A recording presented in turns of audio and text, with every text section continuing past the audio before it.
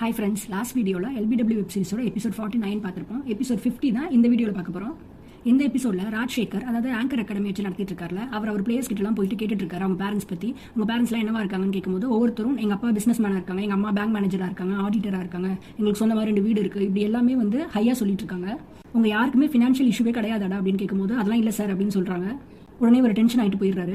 உடனே கிரீஷ் வந்து கேட்குறான், எல்லாருக்கிட்டையும் எல்லாம் இருக்குது, இது நல்லது தானே, எதுக்கு டென்ஷன் ஆகுறீங்க அப்படின்னு கேட்கும்போது துரை வந்து கமிட்டி மீட்டிங்கில் வந்து இவர் அசிங்கப்படுத்திருப்பார்ல, அதை பற்றி சொல்லிட்டு இருக்காரு.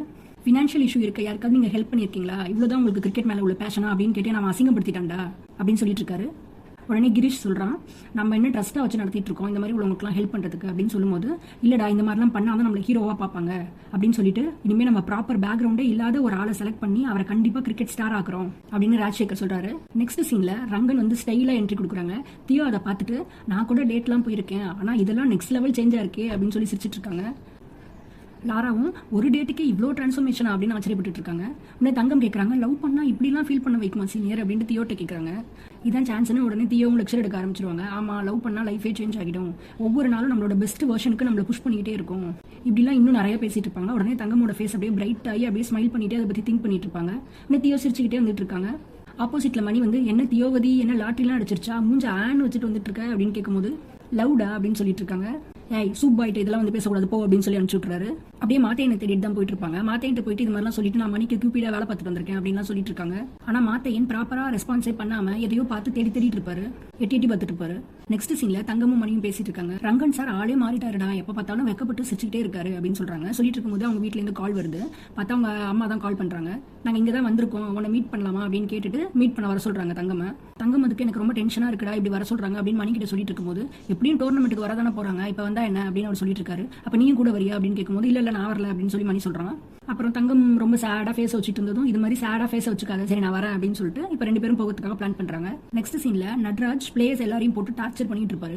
பாண்டு வந்து தண்ணி குடிக்கணும் அப்படின்னு கேட்டா கூட விட மாட்டாரு. நெக்ஸ்ட் ரிஷி கிட்ட போறாரு, எதுக்கு இவ்வளவு ஸ்டிஃபா இருக்க, என்ன எங்க மிலிட்டரி கால் எடுத்துட்டு இருக்காங்க, இந்த மாதிரிலாம் நீ ஆனினா ஒரு டிஸ்ட்ரிக்ட் லெவலுக்கு கூட தேர மாட்டேன், நாளையிலிருந்து ஒழுங்கா எல்லா பிளேயர்ஸும் வரதுக்கு முன்னாடி 1 hour முன்னாடியே நீ வந்து பிராக்டிஸ் பண்ற அப்படின்னு மிரட்டிட்டு இருக்காரு. அவன் பாட்டுக்கு பதிலே சொல்லாம அப்படின்னு நின்றுட்டு இருப்பான். உடனே அவன் கிட்ட போய் வெளியூர்ல இருந்து வந்த உனக்கே இவ்வளவு திமிரா, கல்லால் எடுத்து அடிக்கிற அளவுக்கு திமிர் வந்திருக்கு, அப்ப எனக்கு உள்ளூர்காரவன் எனக்கு எவ்வளவு திமிர் இருக்கும் அப்படின்னு சொல்லிட்டு இருக்கான். நீ தனியா தானே இருக்க, பார்த்து ஜாக்கிரதையா இருந்துக்கோ, இந்த உன்னோட பெரிய இடத்து திமிர்லாம் என்கிட்ட காமிச்சிட்டு இருக்காது, நான் உன்னை ஒண்ணுமே இல்லாம ஆக்கிடுவேன் அப்படின்னு சொல்லிட்டு மிரட்டி அனுப்பிச்சிட்டு இருக்காரு. கொஞ்ச நேரம் கழிச்சு பசங்க வந்து கேட்கறாங்க, என்னடா சார் என்ன பேசிட்டு இருந்தாரு அப்படின்னு கேட்கும்போது ரிஷி எல்லாத்தையும் சொல்றான். அவர் என்ன மிரட்டிட்டு இருந்தாரு அப்படின்னு சொல்றான், ஜாக்கிரதையா இருக்க சொன்னாரு அப்படின்னு சொல்லும்போது ஜாக்கி சொல்றான், இவர் கோச்சா இல்ல ரவுடியாடா, என்ன கொலை மிரட்டெல்லாம் விட்டுட்டு இருக்காரு அப்படின்னு சொல்லிட்டு, நீ வீட்டுல ஸ்டே பண்றது இனிமே சேஃப் கிடையாது, என்ன பண்ணலாம் அப்படின்னு எல்லாரும் சேர்ந்து திங்க் பண்ணிட்டு இருக்காங்க. இப்போ சேர்ந்து பிளான் பண்ணி இனிமே நீ ஹாஸ்டலுக்கு வந்துரு, அதுதான் நல்லது, டோர்னமெண்ட் முடிகிற வரை இங்கே இரு அப்படின்னு சொல்லிட்டு இருக்காங்க. அப்பதான் 1 hour முன்னாடியே உனக்கு போகும் வசதியா இருக்கும் அப்படின்னு சொல்லி பிளான் பண்றாங்க. இதெல்லாம் பேசிட்டே இருக்கும்போது கூட பார்த்தா மாத்தி மட்டும் டல்லா அப்படியே உட்காந்துட்டே இருக்க மாதிரி ஒரு சீன் காமிச்சிட்டே இருப்பாங்க. அன்னைக்கு நைட்டே நட்ராஜ் சாரோட டார்ச்சர் பத்தி எல்லாரும் உட்காந்து சேர்ந்து பேசிட்டு இருக்காங்க.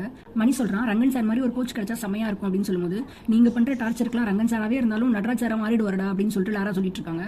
தங்கம் அவர் ரொம்ப நல்ல கோச் அப்படின்னு சொல்லி புகழ்ந்துட்டு இருக்காங்க. அவர் நல்ல கோச் தான், ஆனா அவரோட அப்ரோச் தான் புரிஞ்சுக்கவே முடியல அப்படின்னு லாரா சொல்றாங்க. ஏன்னு கேட்கும்போது, அப்ரோச் நல்லா இருந்தா ஏன் ரிசல்ட்ஸ் வந்து தப்பா இருக்கு அப்படின்னு கேட்கறாங்க. உடனே வீரா சொல்றாரு, உங்களுக்குலாம் ரிசல்ட்ஸ் தான் தப்பா இருக்கு, எங்களுக்குலாம் கோச்சே தப்பா இருக்காரு அப்படின்னு சொல்லி எல்லாம் சிரிச்சிட்டு இருக்காங்க. நெக்ஸ்ட் சீன்ல மாத்தையும் தனியா உட்காந்துருக்கதை பார்த்துட்டு தியோ போயிட்டு பேசிட்டு இருக்காங்க.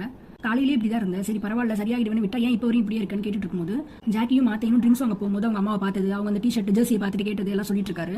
அம்மா இங்க வந்துருவாங்களோன்னு பயமா இருக்கு, இந்த ஜெர்சியை பத்தி கேட்டுட்டே இருந்திருக்காங்க, இங்க வந்துருவாங்களோன்னு எனக்கு ரொம்ப பயமா இருக்கு அப்படின்னு சொல்லி புலம்பி டென்ஷனா சொல்லிட்டு இருக்காரு. தியோ உடனே அதெல்லாம் ஒன்றும் நடக்காது, நீ ஏன் இப்போ தேவையில்லாம நினைச்சு ஃபீல் பண்ணிட்டு இருக்க அப்படின்னு சொல்லி அவங்க பேம்பர் பண்ணிட்டு இருக்காங்க. நெக்ஸ்ட் சீன்ல தங்கமும் மணியும் அவங்க அம்மாவை பார்க்கறதுக்காக கிளம்பி போறாங்க. மணியை பார்த்துட்டு என்னடா சேல்ஸ்மேன் மாதிரி கிளம்பி வந்திருக்க அப்படின்னு கேட்கும்போது, இப்பெல்லாம் இருந்தா தான் ஒரு ஃபர்ஸ்ட் இம்ப்ரெஷனே செமையா இருக்கும் அப்படின்னு சொல்லிட்டு மணி சொல்லிட்டு இருக்கான். அப்ப தங்கம் சொல்லிட்டு இருக்காங்க, ரிஷியை பத்தி சொல்லிட்டு இருக்காங்க. ரிஷி ஃபர்ஸ்ட்லாம் எனக்கு தான் க்ளோஸ், இப்போ என்னன்னா நீங்க 2 பேரும் ரொம்ப ஓவரா க்ளோஸா இருக்கீங்க, அது மாதிரி நீயும் எங்கிட்டலாம் இப்பெல்லாம் பேசவே மாட்டேற அப்படின்னு சொல்லிட்டு இருக்காங்க. சொல்லிட்டு இப்போ 2 பேரும் அவங்க அம்மா அப்பாவை பார்க்கறதுக்காக போறாங்க. நல்ல பேர் வாங்குறதுக்காக மணி முன்னாடியே பட்டையெல்லாம் அடிச்சுட்டு தங்கம்க்கு ஒரு பட்டையை போட்டு போயிட்டு ரெடியா உட்காந்துருக்காரு. அவங்க அம்மா அப்பா கிட்ட போயிட்டு, என்ன யாருன்னு தெரியலையா, உங்க ஊர் பையன் தான் ஆண்டி அப்படின்னு மணி அவங்க அம்மாட்ட சொல்றாங்க.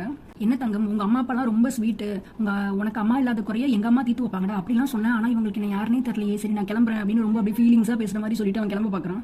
உடனே அவங்க அம்மா இல்லப்பா இப்பெல்லாம் எனக்கு ஞாபகம் மருந்து கொஞ்சம் அதிகமாயிடுச்சு அப்படின்னு சொல்லிட்டு இந்த காஃபி குடி அப்படின்னு சொல்லும்போது, இல்ல எனக்கு அந்த பழக்கம் இல்ல ஆண்டி அப்படின்னு ரொம்ப நல்ல மாதிரியே நடிச்சிட்டு இருக்கான். அப்புறம் யாரும் சொல்லிட்டு இருக்கான், நான் தான் ஆண்டி அந்த முசாமி இருக்காங்கல்ல அவங்களோட பையன், ஒரு பொண்ணு அவளே இவ்வளவு சூப்பரா ஆடும்போது நீ என்னடா இப்படி இருக்க அப்படின்னு சொல்லிட்டு எனக்கு கிரிக்கெட்டுக்கே அனுப்பிச்சாரு அப்படின்னு தங்கம் பத்தி ஆஹா ஓஹோன்னு புகழ்ந்துட்டு இருப்பான்.